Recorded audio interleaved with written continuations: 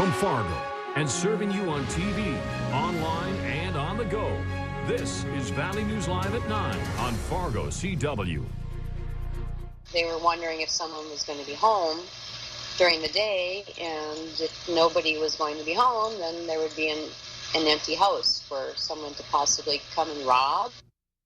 If you get a call from UPS or FedEx about a package delivery, it's likely a scam hitting the Valley. Good evening and thank you for joining us tonight. We are heading into one of the busiest online shopping seasons. Last year, the community was on high alert over package thieves. Now there's a scam you should be watching out for. An area woman says someone claiming to be FedEx called her about a drop-off. Problem is, they don't do that. Valley News Team's crime and safety reporter Nicole Johnson investigates. I just thought it was odd because we get packages all the time, and that was the first time we've ever had a call. Tammy Sadek is still thinking about a phone call she got from someone claiming to be with FedEx. Just was kind of scary. The automated voice over the phone said something similar to this. This is FedEx calling. We have a package set to be delivered to you Thursday. The package needs to be signed for. If you are not going to be home, please press 5. The caller, wanting to know if she would be home, freaked out Sadek. If nobody was going to be home, then there would be an empty house for someone to possibly come and rob, or who knows what. FedEx told me over email they don't make automated calls to customers. It's called the delivery break-in scam, according to the Better Business Bureau. They say watch out for anyone asking what the best day to deliver a package would be. Generally, UPS or FedEx would leave a note on your door. So if you get a call, hang up and call back the legitimate delivery company. Don't trust that number on your caller ID either. The BBB says scammers are really good at looking legit. In this case, not good enough to trick Sadek into giving out information. We're a rural community and people are in the field all the time around here, and there's a lot of empty houses. While Sadek just hung up, FedEx says anyone who gets a similar call should tell police about it. Nicole Johnson, Valley News Live. FedEx is also warning about an email scam that's going around. The subject line says shipping confirmation and wants you to verify your info. FedEx does not send unsolicited emails, so if you get one, delete it or forward it to abuse@fedex.com. If you need help uncovering fraud and corruption in your community, be sure to call our whistleblower hotline. That number is 701-237-6576 and leave your tip. That way, a member of our investigative team will get on the case and go to work to expose the truth. The worst is yet to come as Hurricane Matthew carves a slow path of destruction between the Caribbean. Tonight it is turning just east of Jamaica, but threatening to dump torrential rains in Haiti, a country that can least afford it. NASA cameras capturing this dramatic view of the monster storm from space. Matthew is already blamed for at least 4 deaths, including 2 fishermen in Haiti. The last time a Category 4 storm hit this country, thousands were killed and hundreds of villages were washed away.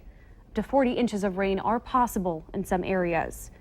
And Robert, I know a lot of us are talking about Hurricane Matthew. What is the latest that we're seeing from this storm? Yeah, a very powerful storm, still peak winds of 140 miles per hour. We'll show you the path here in just a moment. Right now, another look via satellite on how Matthew looks out in the Caribbean, and continues to slowly churn towards generally towards the north. A very large system, a powerful system. There is Jamaica right there. There is Haiti right there, the eastern tip of Cuba.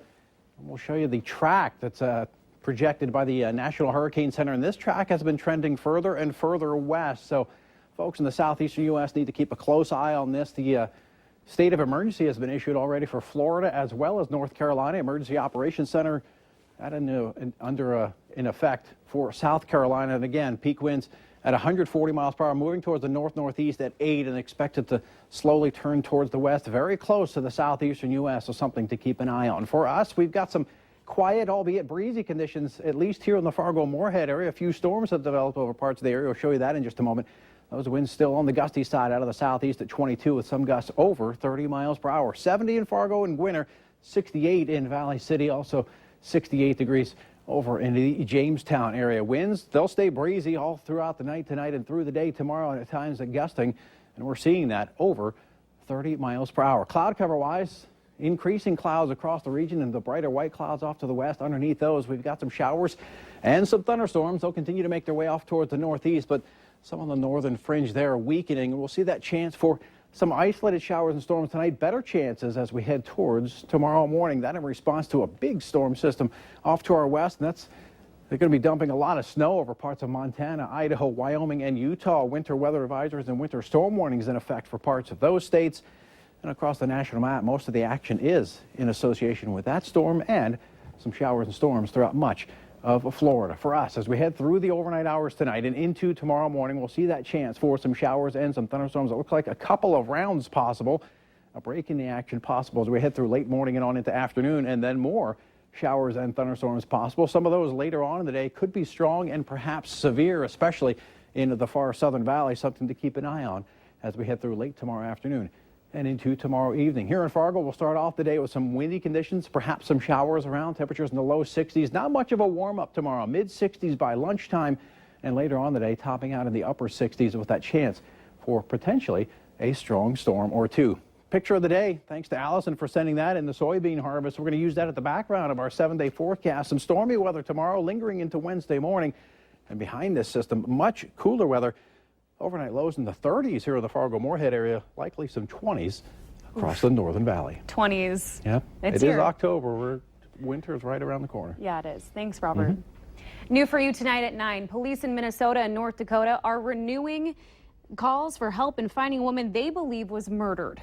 45-year-old Michelle Newell from Vandus Heights, Minnesota, was last seen and heard from on August 29th.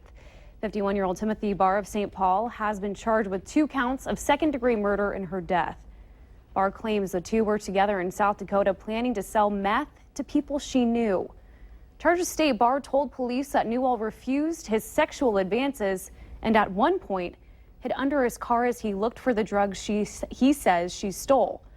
Charges state Barr then told an informant he accidentally ran over Newell, disposing her body.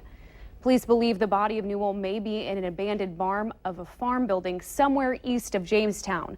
So if you have any information, you're asked to call the Ramsey County Sheriff's Office. That number is on your screen. A mother reached out to us complaining that dispatch wouldn't send officers to get her son out of a locked car this weekend. That happened at the Nelson Pumpkin Patch in Emerado, North Dakota. Grand Forks County Sheriff Bob Rost explains why no one was sent to help the family. Law enforcement should know, if they don't know, that all you got to do is call locksmith. He'll come out and do it when there's a child involved. All the cars have electric locks right now. We used to use the Slim Jims and things like that. You snag a wire in there, you could short the car out and it'd burn up. So that's why we stopped doing it. It's a liability issue. Sheriff Ross says the locksmiths at the east in the Grand Forks area will unlock your car for free if it's an emergency situation. Losing the love of your life is hard enough, but imagine finding out someone was trying to get a credit card in their name almost a year after their death. That's what happened to Ramona Gravdahl. Her husband, Donald, died back in December. And last week, she received a credit card letter addressed to him saying he needed to verify information to get the card. He didn't believe in credit cards at all. Like I said, we only used it when we traveled. Says she's not going to respond to the letter. Grand Forks police say this is an important reminder for everyone to make sure you're checking on the well-being, financially and physically, of your older loved ones. Some new details today surrounding a strange arrest in Grand Forks yesterday afternoon.